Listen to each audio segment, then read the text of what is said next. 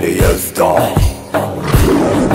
मेरा मौला हैदर हैदर अख़ी नबी नूर नबी मेरा मौला हैदर हैदर हक भी हैदर सच भी हैदर मुर्शिद हैदर सैयद हैदर सरवर हैदर आका हैदर मौला हैदर हैदर नफ्स नबी हैदर मौला नूर नबी हैदर मौला नफ्स नबी हैदर मौला नूर नबी हैदर मौला अख़ी नबी हैदर मौला हक अली हैदर मौला अली अली अली अली अली हक अली अली हक अली अली अली अली अली अली हक अली अली हक अली शाह हैदर इमामन कबीरा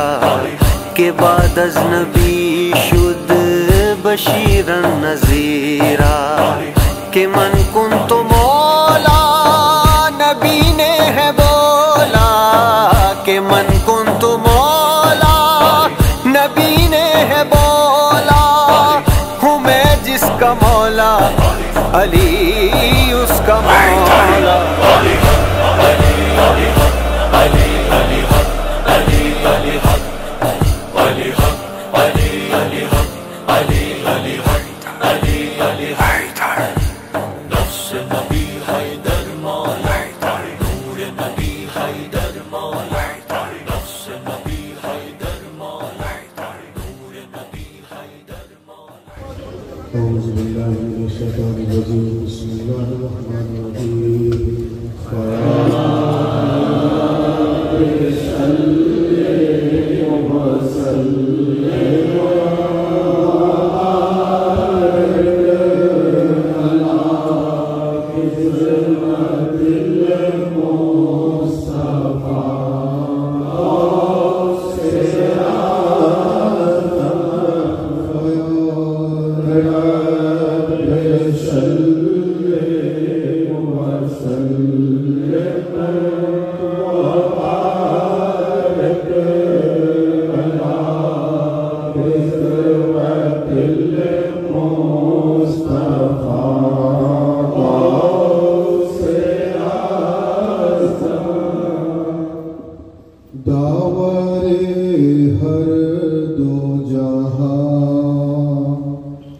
हज़रते गौसो सकले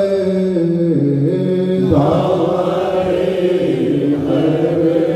दो जहां हज़रते गौसो सकले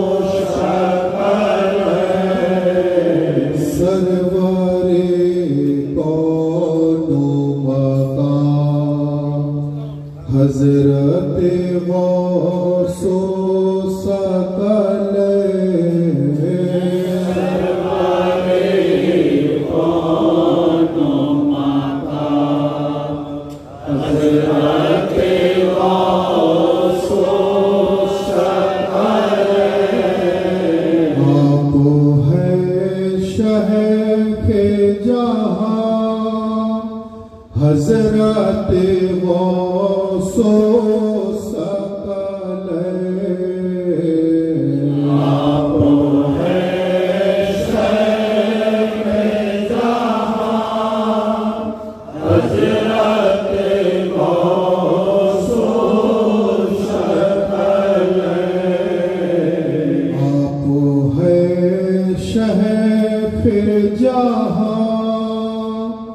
हज़रते गौसो सकले आप है शहर-ए जहां हज़रते गौसो सकले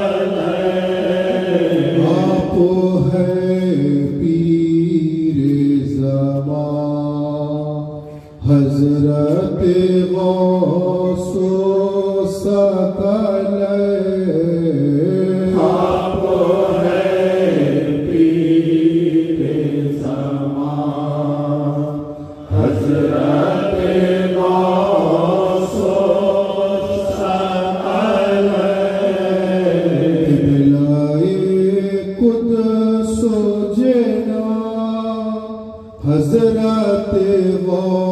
सो सकल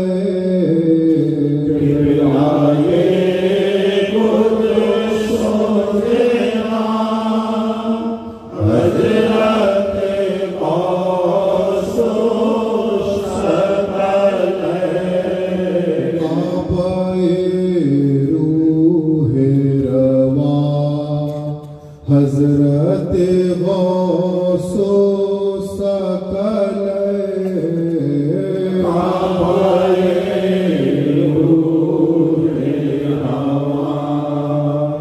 हजरत गौसो सकल आप बेशक हसनी और हुसैनी और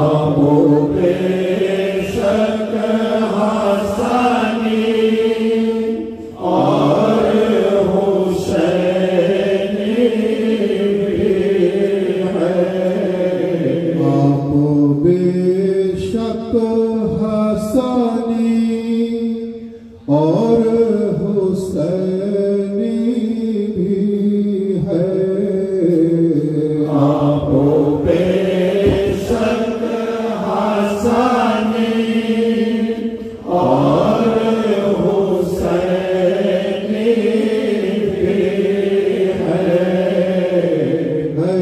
शरीफे दो जहां हजरत गौसो सकल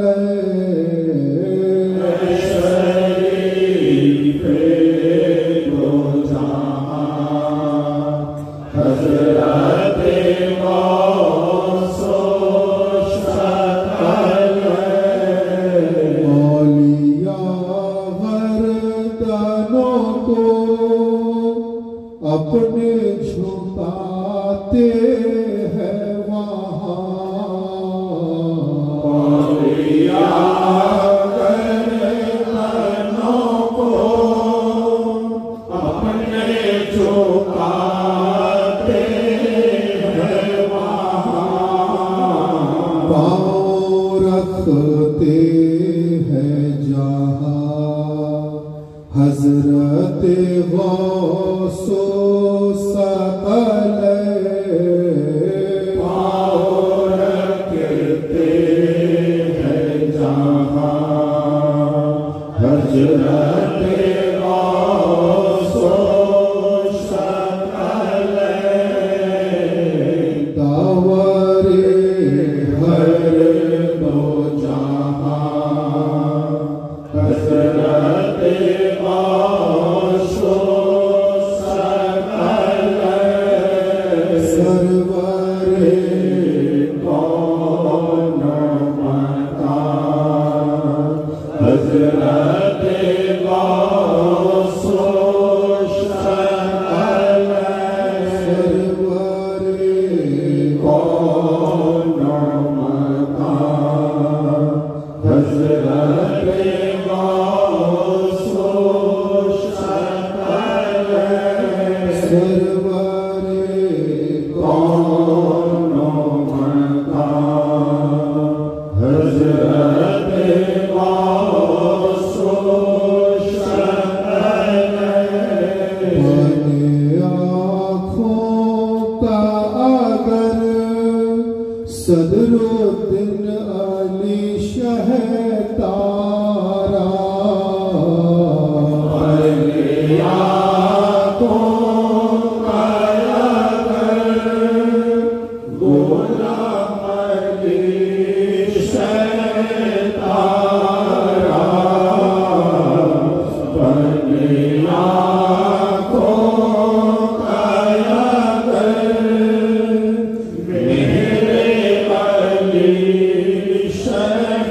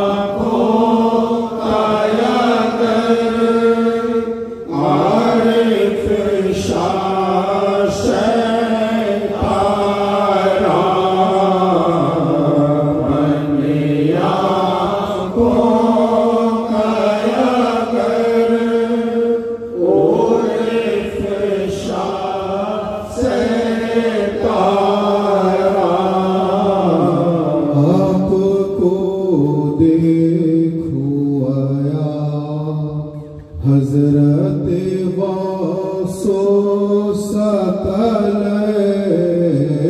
आपको देखो माया हजरत वासो सकल वासे को भी बना देते हैं आसी की तरह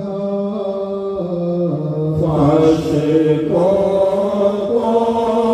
भी बना देते हैं आसी की तरह खुद को अब दाले ज़मान हजरत गौसो सकल खुद को अब दाले ज़मान हजरत गौसो सकल औलिया गर्दनों को अपने झुकाते हैं वहाँ औलिया गर्दनों को अपने झुकाते हैं वहाँ पाँव रखते हैं जहाँ हजरत गौसो सकल पाँव रखते हैं जहाँ हजरत गौसो सकल दावरे हर दो जहाँ हजरत गौसो सकल सरवरे कौनो मकान हजरत गौसो सकल सरवरे कौनो मकान हजरत गौसो सकल गौसे आज़म की विलादत है आप उसको ताज़ीम को हैदर करिए मकाम आशिक को सर को अपनी तस्लीम को क़िबला गाहे अहले ईमान लोए की पैदा हुआ बेका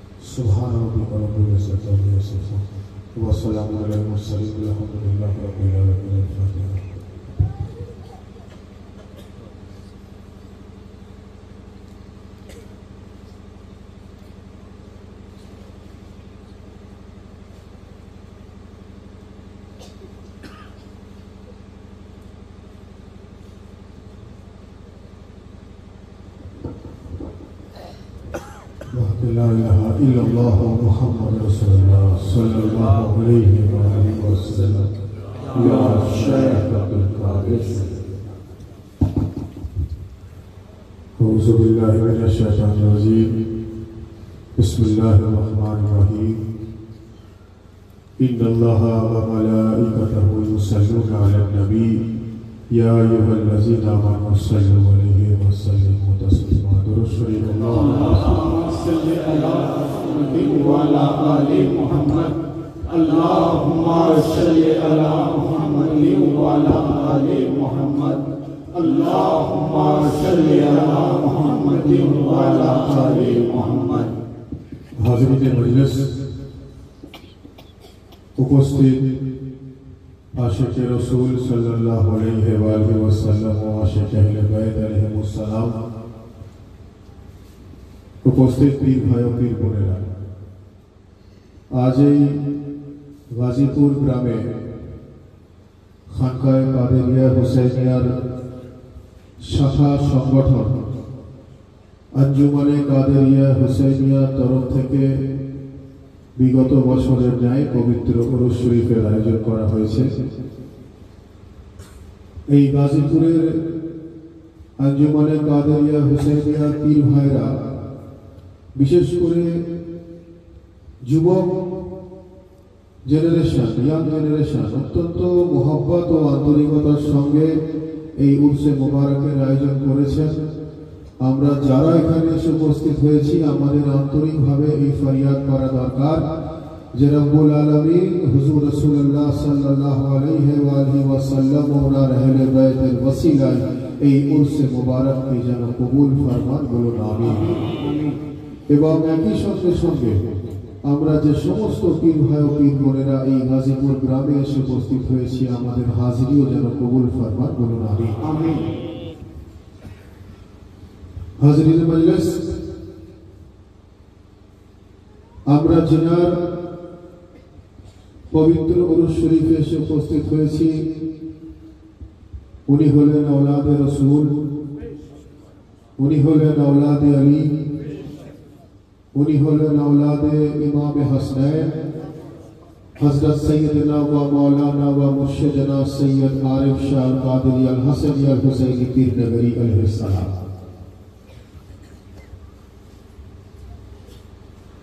আমরা এই কথা বলতেই পারি, আমরা এটা দাবি করতেই পারি যে আমরা যেটা বইয়ে পড়ি, যেটা আমরা কিতাবে পড়ি, যেটা আমরা বিভিন্ন ইসলামিক গ্রন্থের মধ্যে পড়ে থাকি যে ওয়ালি অর্থাৎ নফল ইবাদতের মধ্য দিয়ে পরবর্তীকারে আলমের বন্ধুত্ব স্থাপন অর্থাৎ ওয়ালি হওয়া যায়। যদি নফল ইবাদতের মধ্য দিয়ে কেউ ওয়ালি হতে পারে, নফল ইবাদত অর্থাৎ এই নয় যে কেউ 2 রাকাত নফল নামাজ পড়ে সে ওয়ালির দাবিদার হয়ে যাবে, সেটা কিন্তু নয়। যে নফল ইবাদত আল্লাহ কবুল করে, যে নফল ইবাদত আল্লাহর কাছে গ্রহণযোগ্য, যে ইবাদত করে আল্লাহকে সন্তুষ্ট করা যায়, সেই ইবাদতের মধ্য দিয়ে যদি কেউ ওয়ালি হতে পারে, তো কোন সাধারণ মানুষ যদি ওয়ালি হতে পারে, তো আমরা জিনার মাহফিলে এসে উপস্থিত হয়েছি। ইনি হলেন আওলাদে রাসূল, ইনি হলেন আওলাদে আলী, ইনি হলেন আওলাদে হাসনাইন, ইনি হলেন আওলাদে গাউসে আজম। ইনি কিতাব পড়ে ওয়ালি হননি, ইনি মাতৃগর্ভ থেকে ওয়ালি হয়েছেন।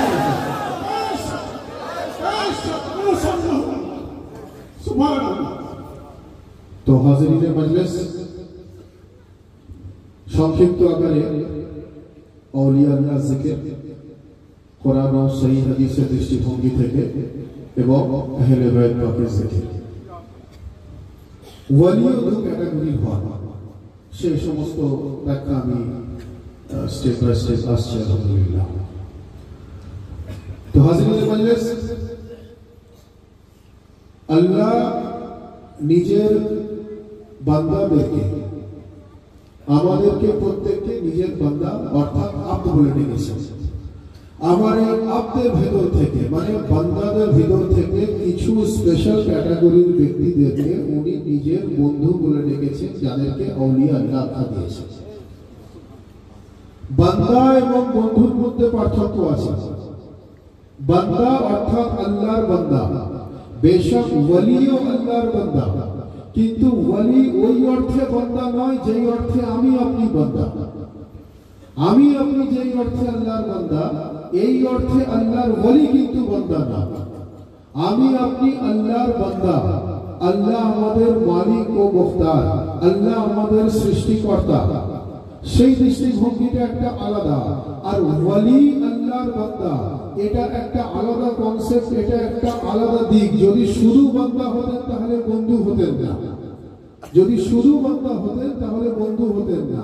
অর্থাৎ আমি বোঝাতে এটাই চাইছি, আপনি বিকাল 5টা 6টার পরে কোনো ব্যাংকে গেলে দেখবেন ব্যাংকের বাইরে লেখা থাকে দরজাতে যে ইওর টাইম ইজ ওভার, অথবা লেখা থাকে ব্যাংক ক্লোজড, কিছু একটা থাকে তো, মানে আপনাকে পরের দিন আসতে হবে। কিন্তু দেখবেন ব্যাংকের ভেতরে কাজ দিয়ে দেখবেন ভেতরে কিছু কর্মচারী কাজ করছে। তো যদি এন্ট্রি রেস্ট্রিক্টেড হয়ে যায় তো ভেতরে কর্মচারীগুলো পৌঁছালো কি করে? আপনি কোন টিকিট কাউন্টারে যাবেন, গিয়ে দেখবেন টিকিট যখন শেষ হয়ে গেছে তখন আপনাকে আর টিকিট দেয় না। ওখানে লেখা থাকে যে টিকিট ইজ কমপ্লিট অথবা টিকিট ইজ সোল্ড আউট। কিন্তু ভেতরে দেখবেন কিছু কাউন্টারের স্পেশাল লোক কাজ করছে। যদি এন্ট্রি রেস্ট্রিক্টেড হয়ে যায় তো তারা সেখানে কিভাবে কাজ করছে? তো বোঝা এটাই গেল ওই লেখাটা আপনার জন্য তার জন্য কার্যকরী নয়। কারণ ভেতরে যারা বসে আছে তারা ওই কর্তৃপক্ষের লোক, ভেতরে যারা বসে আছে তারা ওই অথরিটির লোক, ভেতরে যারা বসে আছে তারা ওই ডিপার্টমেন্টের লোক। আমি বোঝাতে এটাই চাইছি যে সাধারণ মানুষের মধ্যে আর আউলিয়া আল্লাহর মধ্যে পার্থক্যটা এই জায়গাটাই আছে যে আমরা ফরিয়াদ করলে আল্লাহ যদি মনে করেন কবুল করবেন, যদি মনে না করেন কবুল না করবেন। কিন্তু আউলিয়া আল্লাহর ওসিলা যদি দেওয়া হয়, আউলিয়া আল্লাহর মাধ্যম যদি ইখতিয়ার করা হয়, আউলিয়া আল্লাহকে যদি মিডিয়া বানানো হয় তো আল্লাহ সেটা কবুল করবেন এবং দ্রুত কবুল করবেন।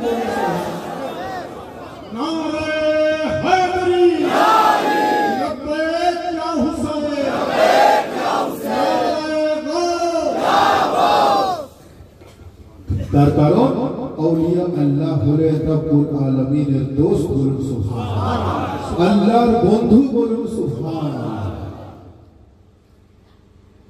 যার জন্য কোরআনে মাজিদে আল্লাহ নিজের ওয়ালি সম্বন্ধে আয়াত নাযিল করেছেন যে আলা ইন্না আউলিয়া আল্লাহ লা খাউফুন আলাইহিম ওয়া লাহুম ইয়াহজানুন।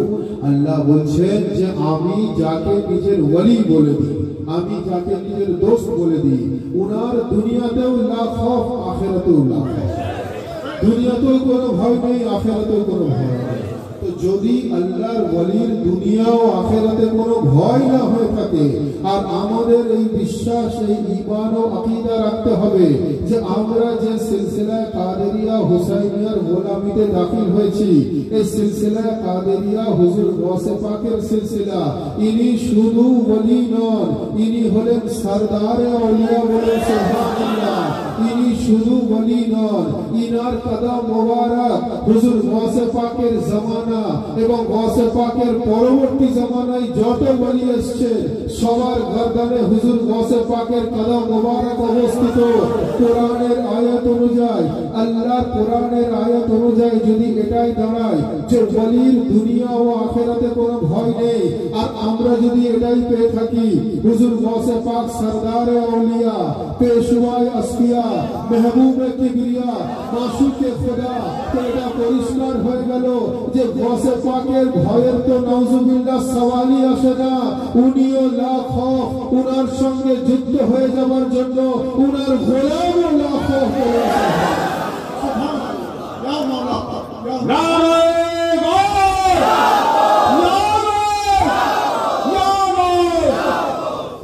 হুজুর গৌসে আযম হলেন লা খাউফ, উনার আওলাদ হলেন লা খাউফ, আর উনার সঙ্গে যুক্ত হয়ে যাওয়ার জন্য উনার মুরিদ হল লা খাউফ।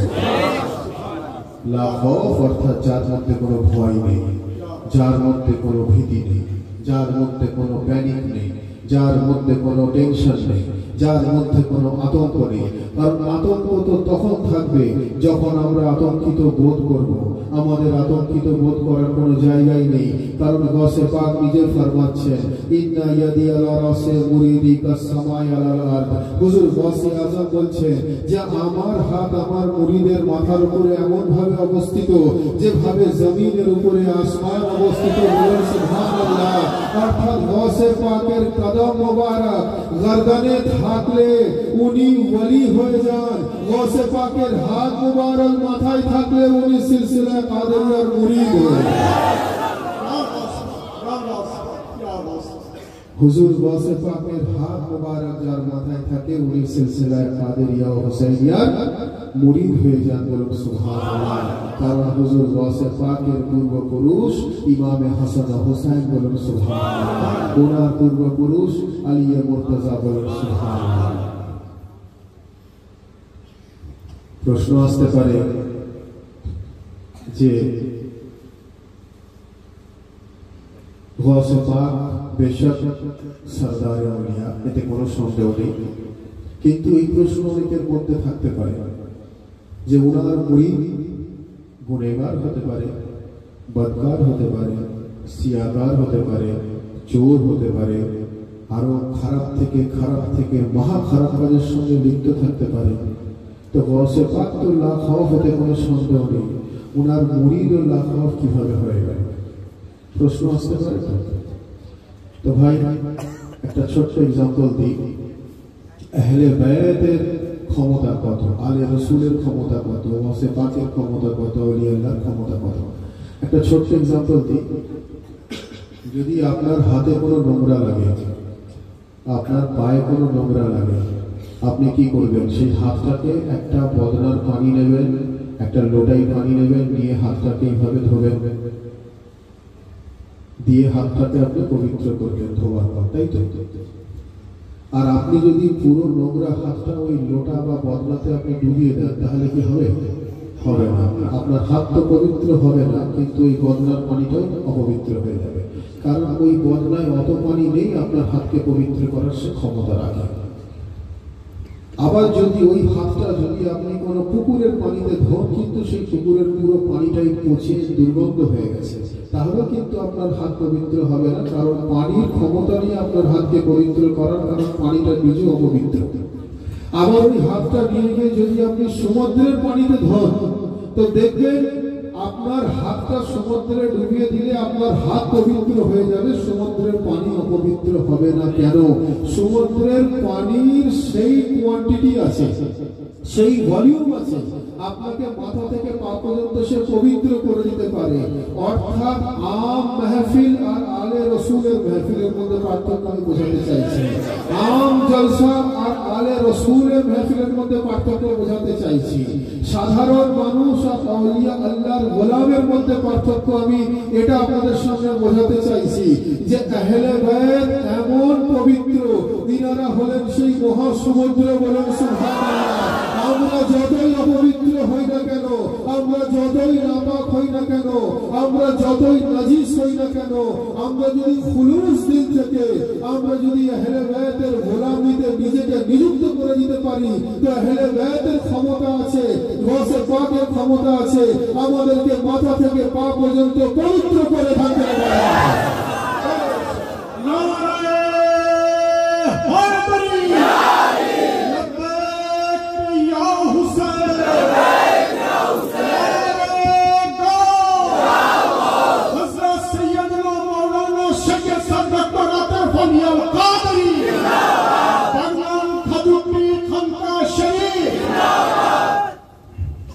আহলে বায়াতের সেই ক্ষমতা আছে আমাদেরকে মাথা থেকে পা পর্যন্ত পবিত্র করে পাঠাবার। তার কারণ কোরআনে মাজিদে রব্বুল আলামিন আহলে বায়াতকে পাক ও পবিত্র করেছেন।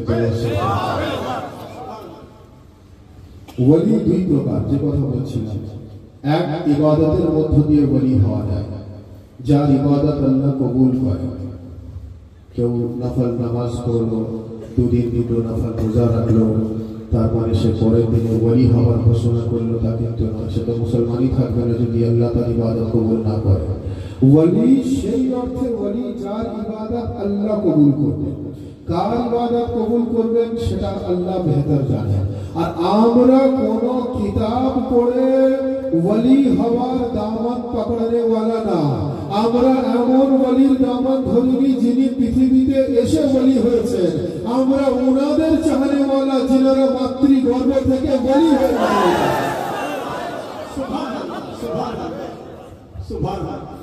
তো হাজিরিনে মজলিস, আহলে বাইতের ক্ষমতা আছে আমাদেরকে পাক ও পবিত্র রাখার। তার কোরআনী দলিল কি আছে? কোরআনে মাজিদের মধ্যে বলা হচ্ছে লা ইয়ামাসসুহু ইল্লাল মুতাহহারুন, যার অর্থ হলো ওযু ছাড়া আমাকে স্পর্শ করো না। কোরআনে মাজিদে আছে লা ইয়ামাসসুহু ইল্লাল মুতাহহারুন, যার অর্থ ওযু ছাড়া আমাকে স্পর্শ করো না। কোরআনকে কি ওযু ছাড়া স্পর্শ করা যায়? নাপাক শরীরে স্পর্শ করা যায়? অপবিত্রত হাতে স্পর্শ করা যায়? কেন না? কোরআন পাক ও পবিত্র। কোরআনের মধ্যে আছে লা ইয়ামাসসুহু ইল্লাল মুতাহহারুন, ওযু ছাড়া আমাকে স্পর্শ করো না। এটা কোরআনের কথা। আর সেই একই কোরআনে রয়েছে ইন্নামা ইউরিদুল্লাহু লিইয়ুযহিবা আনকুমুর রিজসা আহলাল বাইত ওয়া ইউতাহিরাকুম তাতহীরা। পরওয়ারদিগারে আলম বলছেন যে আমি নবী ও আলে নবীকে, রাসূল ও আলে রাসূলকে, মুস্তাফা औलादे মুস্তাফাকে, মুহাম্মদ ও औलादे মুহাম্মদকে এমন ভাবে পাক ও পবিত্র করে দিয়েছি। উনারা কালকেও ছিলেন পাক, উনারা আজকেও আছেন পাক, উনারা কিয়ামত তক থাকবেন পাক। সুবহানাল্লাহ, সুবহানাল্লাহ। একবার জোরে শুনি আল্লাহুম্মা সাল্লি আলা সাইয়্যিদিনা মাওলানা নবিয়িনা শাফিঈনা মুহাম্মাদিন আল কারম ওয়া আলা আলিহি ওয়া সাহবিহি ওয়া সাল্লাম ওয়া আলা সাইয়্যিদিনা আল-গাওসিল আযম ওয়া আলা আওলাদিহি সাইয়্যিদিনা al-murshid al-muqarrab। আল্লাহুম্মা সাল্লি আলা সাইয়্যিদিনা মাওলানা নবিয়িনা শাফিঈনা মুহাম্মাদিন al-karam ওয়া আলা আলিহি ওয়া সাহবিহি ওয়া সাল্লাম ওয়া আলা সাইয়্যিদিনা al-গাওসিল আযম ওয়া আলা আওলাদিহি সাইয়্যিদিনা al-murshid al-muqarrab। অর্থাৎ এটাই হলো ডিফারেন্স যে অন্যান্য জায়গার সঙ্গে বারগাহে আহলে বাইত, অন্যান্য বারগার সঙ্গে বারগাহে গৌসে আযমের, অন্যান্য জায়গার সঙ্গে গোলামে আহলে বাইতের ডিফারেন্সটা হলো এই জায়গাতে আহলে বাইত এতটাই পাক ও পবিত্র। সাধারণ মানুষের জন্য বলা হচ্ছে যে ওযু ছাড়া আমাকে স্পর্শ করো না, লা ইয়ামাসসুহু ইল্লাল মুতাহহারুন। আর আহলে বাইতের জন্য বলা হচ্ছে যে পরওয়ারদিগারে আলম নবী ও আলে নবীকে কিয়ামত পর্যন্ত পাক ও পবিত্র করে দিয়েছে। সুবহানাল্লাহ, সুবহানাল্লাহ। এবং শুধু তাই নয়, নবী পাক ফরমাচ্ছেন যে ইন্নী তারিকুন ফীকুমুস সালাত ওয়া আউয়ালুহুমা ওয়া কিতাবুল্লাহি ওয়া ইদরাতিহি ওয়া আহলে বাইতিহি। যার অর্থ নবী পাক বলছেন যে আমি পৃথিবী থেকে বিদায় নিয়ে যাবার আগে তোমাদের মাঝখানে দুটো বজনি জিনিস দিয়ে গেলাম, একটা আল্লাহর কোরআন আর একটা আমার আহলে বাইত। বলুন সুবহানাল্লাহ। এই দুটোকে যদি মজবুতির সঙ্গে তোমরা ধরতে পারো, তোমরা কখনো কিয়ামত পর্যন্ত পথভ্রষ্ট হবে না। অর্থাৎ কিয়ামত পর্যন্ত পথভ্রষ্ট না হবার রাস্তা, কিয়ামত পর্যন্ত হিদায়াতের রাস্তা, পথে থাকার রাস্তা হলো আহলে বাইতের দামান ও কোরআনের দামান। বলুন সুবহানাল্লাহ। আর আহলে বাইত ও কোরআন অর্থাৎ হযরতে ফাতিমা জান্নাত ফাতিমাতু জাহরা সালামুল্লাহ আলাইহা এবং কোরআন, আলী মুর্তজা ও কোরআন, ইমাম হাসান ও কোরআন, ইমাম হুসাইন ও কোরআন, জাইনুল আবেদিন ও কোরআন, 12 ইমাম পাক এবং কোরআন, হুজুর গৌসে আযম এবং কোরআন, ইনারা এমন ভাবে যুক্ত, ইনারা কিয়ামত তক পর্যন্ত আলাদা হতে পারবে না। যার জন্য ইমামে হুসাইন আলাইহিস সালাম সম্বন্ধে একটা 4 লাইনের শের যে जहां अली की फजीलत बयान हो जाए, जहां अली की फजीलत बयान हो जाए। भाई শেরটাকে ভালো করে একটু শুনতে হবে। কবি বলছেন যে जहां अली की फजीलत बयान हो जाए, जमी जमी न रहे आसमान हो जाए, और हुसैन तुमने न नबी की जबान चूसी है, हुसैन तुमने नबी की जबान चूसी है, अरे तुम्हारे मुंह से जो निकले कुरान हो जाए। या हुसैन, या हुसैन, मौला हुसैन, आका हुसैन, हज़रत सैयदना मौलाना सैयद सर डॉक्टर आतिफ अली अल कादरी, मौला हुजूर पाक। जहां अली की फजीलत बयान हो जाए, जमीन जमीन न रहे आसमान हो जाए, और हुसैन तुमने नबी की जबान चूसी है, तुम्हारे मुंह से जो निकले कुरान हो जाए। सुभान अल्लाह, एक दुरूद शरीफ को अल्लाह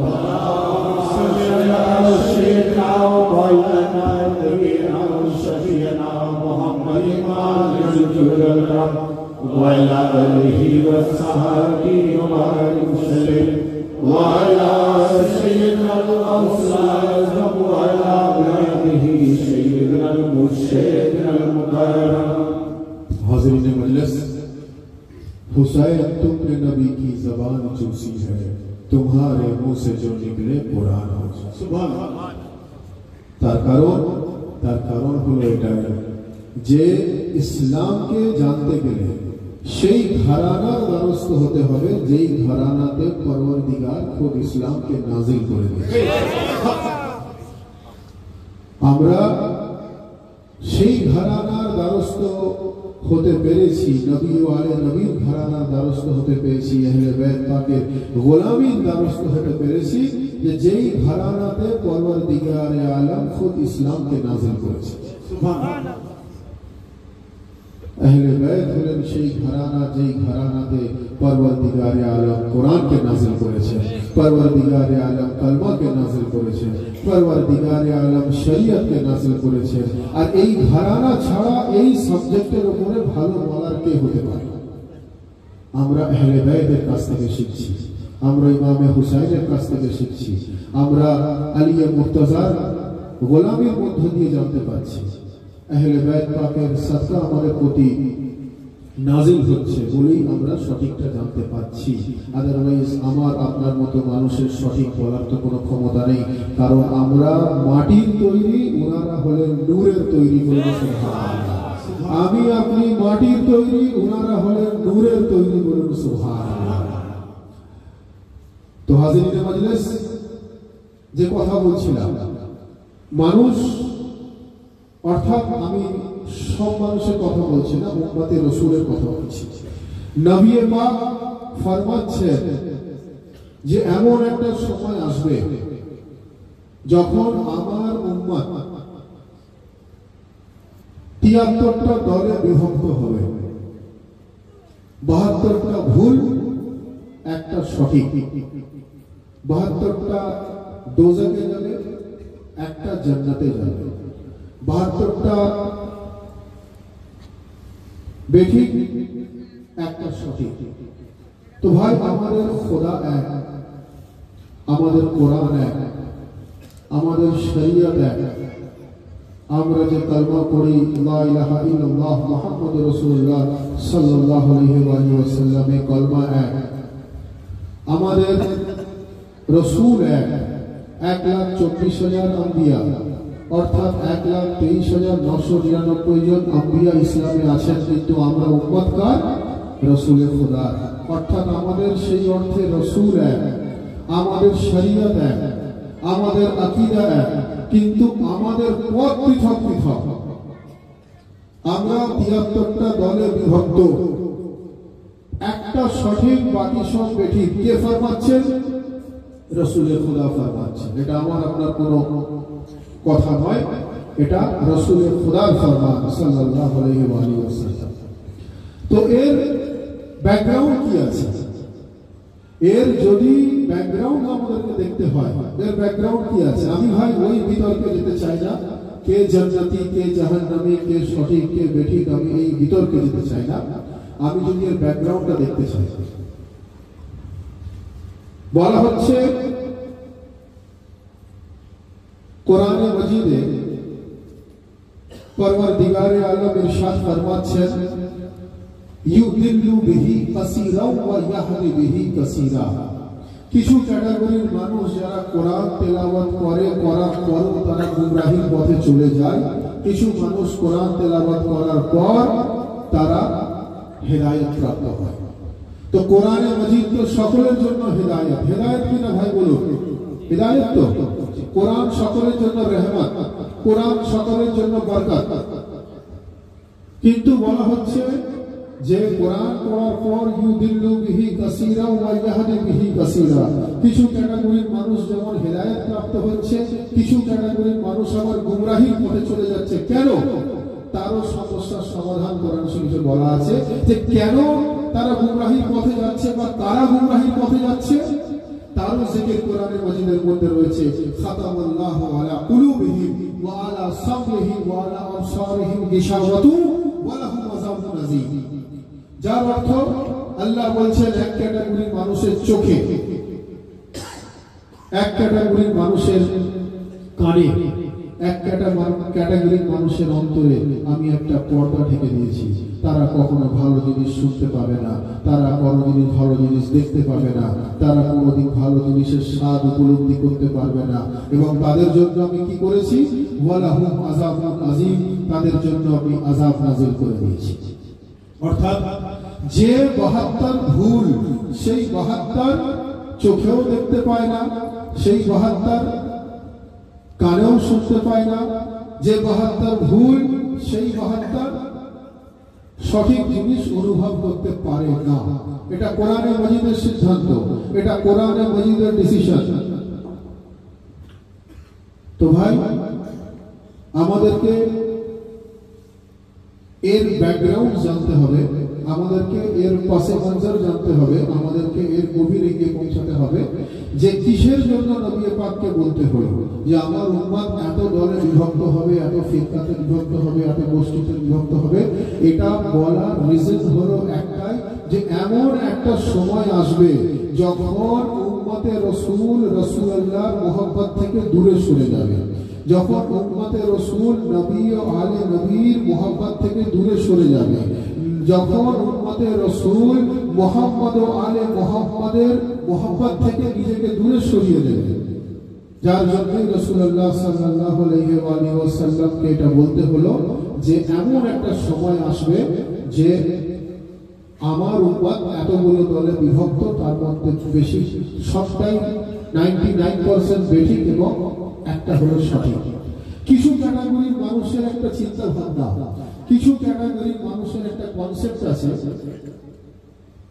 যে আমরা কোরআনের দামান ধরবো আর সাহাবী রাসূলের দামান ধরবো। ভাই ভালো করে একটু শুনতে হবে। কিছু ক্যাটাগরির মানুষের একটা কনসেপ্ট আছে যে আমরা কোরআনের দামান ধরবো এবং আমরা সাহাবী রাসূলের দামান ধরবো। আমাদের কোনো ওসিলা দরকার নেই, কোনো মুর্শিদ দরকার নেই, কোনো আহলে বায়ত দরকার নেই, কোনো ওলি দরকার নেই, কারোর দরকার নেই। এই দুটোর মধ্য দিয়ে আমরা ধর্ম জানবো বা ধর্ম বুঝবো। তো ভাই আমাদেরকে আগে এটা ভালো করে জানতে হবে যে কোরআনের কাদের মানার জিকির রয়েছে, আর অন্যদিকে সাহাবী রাসূলকে বেশক অনুসরণ করা হয়, কিন্তু সাহাবী রাসূল কাকে অনুসরণ করেছে আগে এই দুটো জিনিস আমাদেরকে জানা দরকার আছে। সাধারণত মানুষের একটা কনসেপ্ট আছে, যারা আহলে বাইত পাক সম্বন্ধে খুব একটা নলেজ রাখেন না, যারা আহলে বাইত সম্বন্ধে খুব একটা ইলম রাখেন না, তাদের একটা এরকম কনসেপ্ট আছে। আমি এই দুটো বিষয় সংক্ষিপ্ত আকারে বলে আমার বক্তব্য শেষ করব যে বেশক কোরআনের দামান আমরা ধরবো, কিন্তু ভাই আমাদেরকে এটা একটু ভালো করে বুঝতে হবে যে যদি কোরআনের দামান ধরি তাহলে কোরআনের হুকুমও পালন করব তো। তো কোরআনের মধ্যে যেমন নামাজের কথা আছে, কোরআনের মধ্যে রোজার কথা আছে, কোরআনের মধ্যে হজের কথা আছে, কোরআনের মধ্যে যাকাতের কথা আছে, কোরআনের মধ্যে কলমার কথা আছে, কোরআনের মধ্যে সিরাতে মুস্তাকিমের কথা আছে, কোরআনের মধ্যে সহি রাস্তার কথা বলা আছে, কোরআনের মধ্যে আছে কোন পথে গেলে তুমি নাজাত পাবে, কোন পথে গেলে তুমি গুমরাহ হবে, সমস্ত কিছু বলা রয়েছে। সেই কোরআনের মধ্যেই তো রাসূলুল্লাহর মুহাব্বতের কথা বলা বলা রয়েছে, বলুন সুবহানাল্লাহ। সেই কোরআনের মধ্যে আহলে বাইতের মুহাব্বতের কথা বলা রয়েছে, সেই একই কোরআনের মধ্যে আউলিয়া আল্লাহর জিকির রয়েছে, সেই একই কোরআনের মধ্যে ওয়াসিলার জিকির রয়েছে, সেই একই কোরআনের মধ্যে মুর্শিদের জিকির রয়েছে। তো যদি কোরআন ও সাহাবার দামান ধরার মানসিকতা কেউ রাখেন, যারা আহলে বাইত সম্বন্ধে নলেজ রাখেন না, তাহলেও আমাদেরকে জানা দরকার যে কোরআনের মধ্যে কি রয়েছে। অন্যদিকে সাহাবায়ে রাসূল সম্বন্ধে আমি একটু আপনাদেরকে বলি। সাহাবা অর্থাৎ নবীর কম্প্যানিয়ন, সাহাবা অর্থাৎ নবীর সহকর্মী। আমরা গাড়িতে আস্তে আস্তে এই বিষয়ে আলোচনা করছিলাম। সাহাবা অর্থাৎ নবীর সঙ্গী।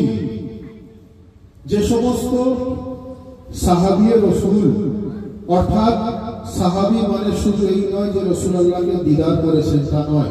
রাসূলুল্লাহকে দিদার করা, নিজে চোখে দেখা এবং পরবর্তীকালে সেই ঈমানটা রাখা এবং রেখে যারা রাসূলুল্লাহর জামানাতে যারা ইহকাল ত্যাগ করেছেন, রাসূলুল্লাহ দুনিয়াদারিতে থাকা অবস্থায়, তারা সেই সমস্ত সাহাবীরা যারা এই ঈমানের সঙ্গে পৃথিবী থেকে বিদায় নিয়েছেন বা যাদের সামনে রাসূলুল্লাহ বিদায় নিয়েছেন, যে সমস্ত সাহাবীরা রাসূলুল্লাহর পরবর্তীকালে উনার আহলে বাইতের সঙ্গে ওয়াফাদারি করেছেন, উনার আহলে বাইতের প্রতি মুহাব্বত স্থাপন করেছেন, এই সমস্ত সাহাবী রাসূলদেরকে আমরা আন্তরিকভাবে শ্রদ্ধা করি, মুহাব্বত করি, বলুন সুবহানাল্লাহ। অর্থাৎ আমাদের আকীদা কোন সাহাবী রাসূলকে কখনো ভুল বলা যাবে না, আর কোন ভুল ব্যক্তিকে সাহাবী রাসূল বলা যাবে না। हमारे अकीदा हलो कि बुरा को सहाबी ना कहो और किसी सहाबी को बुरा भी ना कहो, बुरा को सहाबी भी ना कहो और किसी সাহাবী को बुरा भी ना कहो। অর্থাৎ ভুল ব্যক্তিকে সাহাবীর মধ্যে গণ্য করা বা কোন সাহাবী রাসূলকে ভুল ব্যক্তির মধ্যে গণ্য করা দুটোই হলো বেঠিক। তবে কন্ডিশন হচ্ছে এটাই, শর্ত হলো এটাই যে এই কন্ডিশন অনুযায়ী যেন তারা সাহাবিয়ত পালন করে থাকে। এবারে আমি যে বিষয়টা আপনাদেরকে বলতে চাইছি যে যারা বলে থাকে যে কোরআনের দামান এবং সাহাবী রাসূলের দামান এই দুটোকে মজবুতির সঙ্গে ধরে নিয়ে আমরা আগে বাড়বো, তো কোরআনের মধ্যে তো ইনাদের জিকির আছে, সেটা আমি আপনাদের সামনে তুলে ধরলাম। সাহাবী রাসূলকে অনুসরণ যারা আমরা করি, আমাদের জানতে হবে সাহাবী রাসূল কাকে অনুসরণ করে গেছে, আগে আমাদের এটা জানার দরকার আছে। ভাই এখন আমি বক্তব্য দিচ্ছি, আপনারা বক্তব্য শুনছেন, তাই তো? রেকর্ডিং হচ্ছে, একটা দিন, দুটো দিন, তিনটে দিন পর এটা আপলোড হবে। যখন আপলোড হবে তখন এই বক্তব্যটা আরো হাজার হাজার লক্ষ লক্ষ মানুষের কাছে গিয়ে পৌঁছে যাবে। কিন্তু এখন আমি বক্তব্য দিচ্ছি কাদের জন্য? আপনাদের উদ্দেশ্যে। আপনারা শুনছেন বলে আমি বলছি, বা আমি বলছি বলে আপনারা শুনছেন, তাই তো?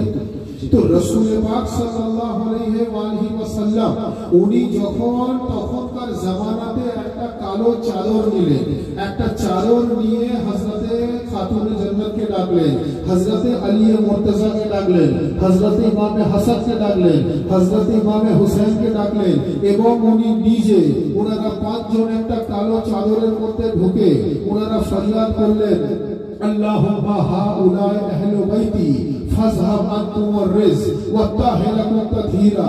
যার অর্থ পরওয়ারদিগারে আলম, এই হলেন আমার আহলে বাইত, এই হলো আমার পাঞ্জাতন, এই হলেন আমার ঘরানা, এই হলেন আমার আলে মুহাম্মদ এবং ইনাদের اولاد হলেন আমার আলে মুহাম্মদ, উনারও اولاد হলেন আমার আলে মুহাম্মদ, উনারও اولاد হলেন আমার আলে মুহাম্মদ। এই পরওয়ারদিগারে আলম, আপনি ইনাদেরকে সমস্ত অপবিত্রতা থেকে দূরে রাখুন, অর্থাৎ সমস্ত অপবিত্রতা থেকে দূরে রেখে ইনাদেরকে পাক ও পবিত্র করে দিন, বলুন সুবহানাল্লাহ। অর্থাৎ আহলে বাইত এমন পাক হয়ে গেলেন যে উনারা আজও আছেন পাক, কালও আছেন পাক, কিয়ামত তক থাকবেন পাক। তো এই হাদিস শরীফ যখন নাযিল হলো তখনকার জামানায় কি আমি আপনি কেউ ছিলাম? তো এই হাদিসটা সর্বপ্রথম কার্যকরী জিনাদের প্রতি হলো উনারা হলেন সাহাবী রাসূল, বলুন সুবহানাল্লাহ। অর্থাৎ আহলে বাইত পাক ও পবিত্র এইটা মানার হুকুম সবার প্রথম সাহাবী রাসূলের প্রতি পৌঁছলো। নবী পাক ফরমাচ্ছেন ফাতেমা তো বিজআতু মিন্নি, ফাতেমা আমার টুকরা, ফাতেমা আমার কলিজার টুকরা। যে এই হযরতে ফাতেমাকে কষ্ট দেয় সে আমাকে কষ্ট দেয়, যে আমাকে কষ্ট দেয় সেই হযরতে ফাতেমাকে কষ্ট দেয়। অর্থাৎ হযরতে খাতুনে জান্নাতের প্রতি মহব্বত স্থাপন করা। আমরা তো এতশো বছর পরের মুসলমান, তখনকার জামানায় আমি আপনি কি ছিলাম? ছিলাম না। তো এই হুকুম কার্যকরী করার কথা সবার প্রথম সাহাবী রাসূলের প্রতি বলেন সুবহানাল্লাহ, সুবহানাল্লাহ। হুজুর রাসূলুল্লাহ সাল্লাল্লাহু আলাইহি ওয়া আলিহি ওয়াসাল্লাম ফরমাচ্ছেন আল হাসান ওয়া হুসাইন সাইয়্যিদা শাবাব আহলিল জান্নাহ। নবী পাক ফরমাচ্ছেন যে আমার হাসান ও হুসাইন জান্নাতের সরদার, বলেন সুবহানাল্লাহ। যুবকদের সরদার, বলেন সুবহানাল্লাহ। তখনকার জামানায় কি আমি আপনি ছিলাম? ছিলাম কি? আমরা ছিলাম না। তো তাহলে এই হাদিস শরীফ কাদের জন্য কার্যকরী হয়েছে? সাহাবী রাসূলের জন্য কার্যকরী হয়েছে। সাহাবী রাসূলের জন্য এটা ইবাদত যে ওনারা আহলে বাইতকে সরদারে জান্নাত বলে মেনে নেন, বলেন সুবহানাল্লাহ। তখনকার জামানায় রাসূলুল্লাহ বললেন যে মান কুনতু মাওলাহু ফাহাযা আলীউল মাওলা, যে আমি যার যার মাওলা আলীও সেই ব্যক্তির মাওলা। ময়দানে বদরে কি গাজীপুর গ্রামের কোন পীর ভাই ছিলেন? আমরা কি কেউ ছিলাম? কেউ ছিলাম না। তখনকার কারা ছিলেন? আরবের দেশের 1.25 লাখ সাহাবী ছিলেন। তো আলী মুর্তজাকে মাওলা মানার হুকুম প্রথম সাহাবী রাসূলের প্রতি হলো। সাহাবী রাসূল আলী মুর্তজাকে নিজের মাওলা।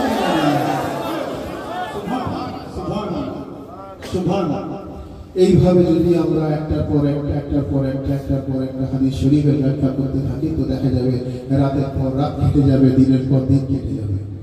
এইভাবে বিভিন্ন হাদিস শরীফ আছে। নবী পাক ফরমাচ্ছেন যে আনা মদিনাতুল ইলম ওয়া আলিয়্যুল বাবুহা, যে আমি মদিনার জ্ঞানের শহর, আলী মুর্তজা ওই শহরের দরওয়াজা।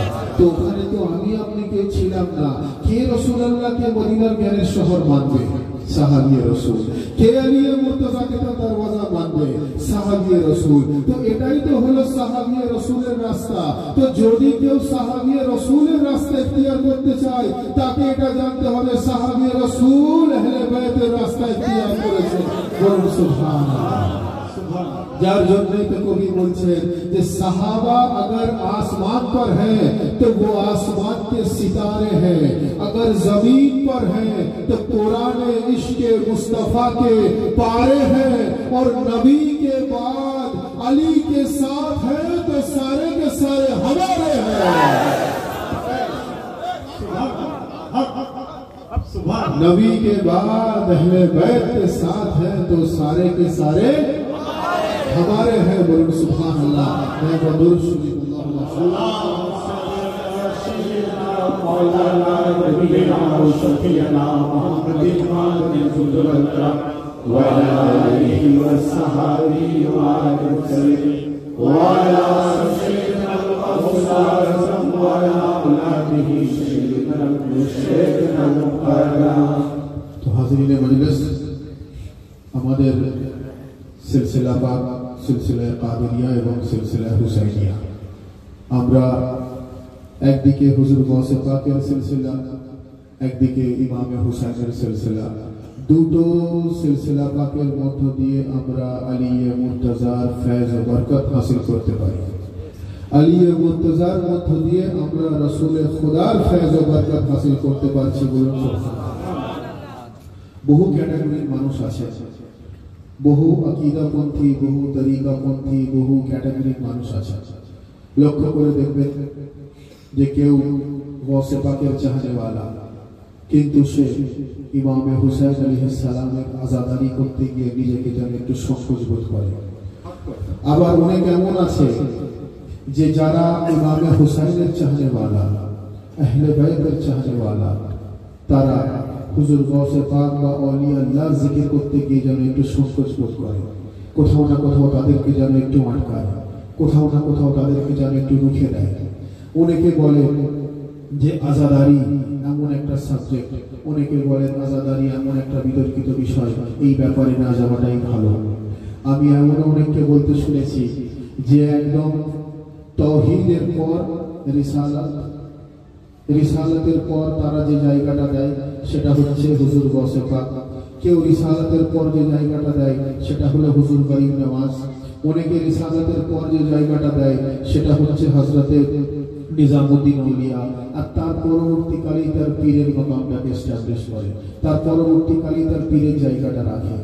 তাই বুঝতে পারলেন, অনেকে এমন আছে যে আল্লাহর পর আল্লাহ রসুল, রসুলের পরবর্তী জায়গাটা হুজুর গাউসে পাক, রাসূলুল্লাহর পরবর্তী জায়গাটা অনেকে দেয় হুজুর গরিব নওয়াজ, অনেকে রাসূলুল্লাহর পরবর্তী জায়গাটা দেয় হুজুর নিজামুদ্দিন আউলিয়া বা আরো অন্যান্য আউলিয়াকে, তারপরেই সে দেয় নিজের পীরের মাকামটা। তার কারণ তার পীরের শিক্ষা হলো এটাই যে তুমি মাঝখান থেকে রাসূলুল্লাহ থেকে গরিব নওয়াজ, রাসূলুল্লাহ থেকে গাউসে পাক, রাসূলুল্লাহ থেকে নিজামুদ্দিন আউলিয়া, এই জায়গাটাকে তুমি অমিট করে দাও। যত ফতোয়া এখানে লাগবে, যত কন্ট্রোভার্সি এখানে আছে, যত বিতর্ক এখানে আছে, এইখানে গেলে তোমাকে বলতে হবে কোন ইমামের শাহাদাত কি করে হয়েছে, এইখানে গেলে তোমাকে বলতে হবে কোন ইমামের বেলাদত কি করে হয়েছে, এইখানে তুমি যদি ঢোকো তাহলে তোমাকে বলতে হবে কোন ইমামের কোথায় বেলাদত হয়েছে, এইখানে যদি ঢোকো তোমাকে বলতে হবে কোন ইমামকে কে শহীদ করেছে। বলতে বলতে অনেক বিখ্যাত বিখ্যাত ব্যক্তির নাম বেরিয়ে যাবে, যার জন্য তার পীরেরও শিক্ষা হয় এটা যে সে সেই জায়গাগুলোকে অমিট করে চলে যায় এবং ডাইরেক্ট রাসূলুল্লাহ থেকে হুজুর গাউসে পাক চলে আসে, রাসূলুল্লাহ থেকে নিজামুদ্দিন আউলিয়া চলে আসে, রাসূলুল্লাহ থেকে হুজুর গরিব নওয়াজ চলে আসে, তারপরে নিজের পীরকে এস্টাবলিশ করে। আমি যেটা বলতে চাই বা আমাদের আকীদা হলো এটাই, যদি আমরা ইসলামকে সঠিকভাবে জানতে হয় তো আমাদেরকে গাউসে পাকের মহব্বত অন্তরে রাখতে হবে। কেন? হুজুর গাউসে পাক হলেন হাসানী এবং গাউসে পাক হলেন হুসাইনী। সুবহানাল্লাহ।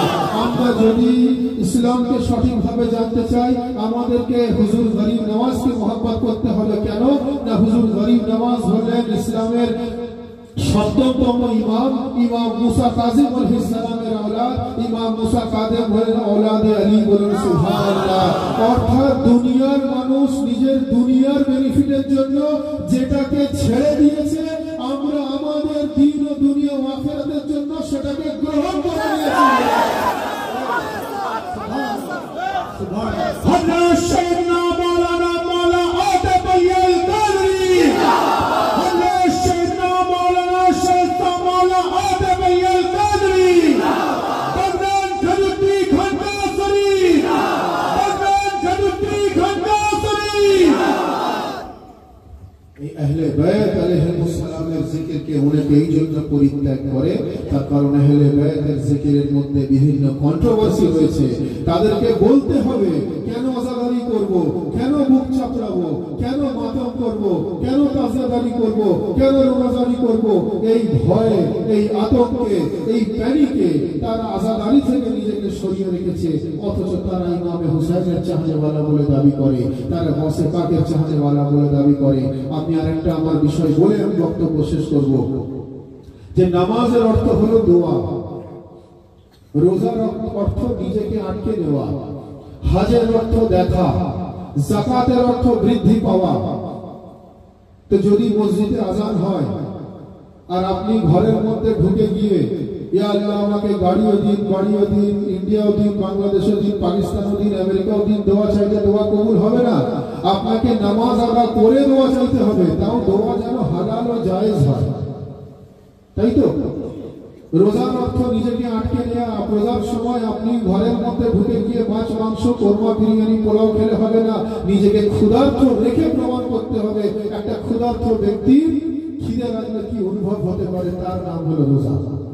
হজের সময় আপনি কাবা শরীফ দেখে আপনি আল্লাহুম্মা লাব্বাইক লা শারীকা লাকা লাব্বাইক ছবিতে তাওয়াফ করলে হবে না, আপনাকে খানায় কাবাতে গিয়ে তাওয়াফ করে প্রমাণ করতে হবে যে আপনি হজ পারফর্ম করে এসেছেন। যাকাতের পরে বৃদ্ধি হওয়া, ব্যাংকে টাকা ফিক্সড ডিপোজিট রেখে টাকা বাড়ালে হবে না, আপনাকে যাকাত প্রদান করে টাকার বৃদ্ধি ঘটাতে হবে।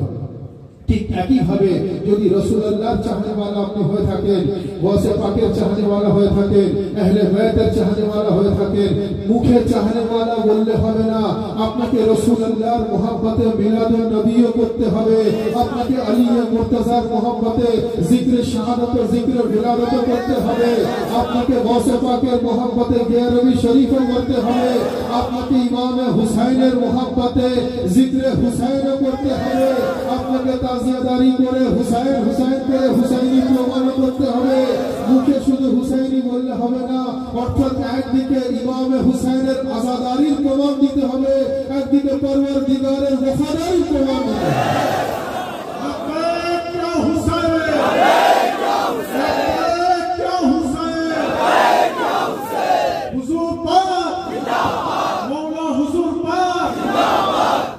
जार जन्य कवि बोलছেন हमें बनाए हुए इमामों से वास्ता ही नहीं, हमें बनाए हुए इमामों से वास्ता ही नहीं, हमारे इमाम तो अल्लाह के घर से आता है, हम भिखारियों की तरह दर बदर नहीं जाते, हमें जो चाहिए वो हैदर के दर से आता है।